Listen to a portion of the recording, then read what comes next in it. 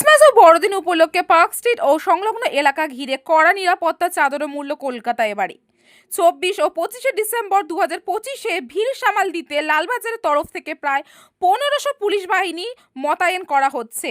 Park street, Allen park, গির্জা, বোবারাক, New Market, shopping mall, পর্যটন স্থলগুলিতেও থাকছে বাড়তি নজরদারি।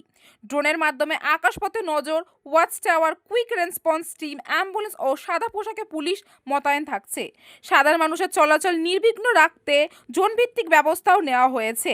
ভিড়ের সময় পার্ক স্ট্রিট, ময়দান ও ধর্মতলা এলাকায় ভারী ও পণ্যবাহী যান চলাচল থাকবে কড়া নিষিদ্ধ।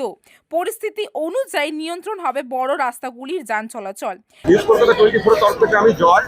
আচ্ছা, তোমরা যে এসছো পার্ক স্ট্রিটে, এই আলোকসজ্জাটা দেখছো কেমন লাগছে এবং কি প্রত্যেক বছর তুমি আসো এই পার্ক স্ট্রিটে? সুন্দর রাস্তা, সুন্দর আলোকসজ্জাটা করেছে, অ্যাকচুয়ালি দেখতে কি প্রত্যেক বছরই আসো না আজ এই বছরই এসছো?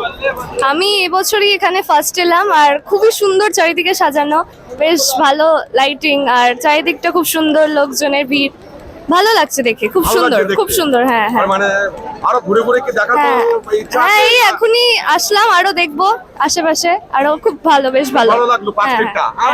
নাম কি তোমার? আমার নাম Adrija. Adrija. Very good, thank you. Camera জয়ের সাথে আমি রিঙ্কি, নিউজ কলকাতা 24।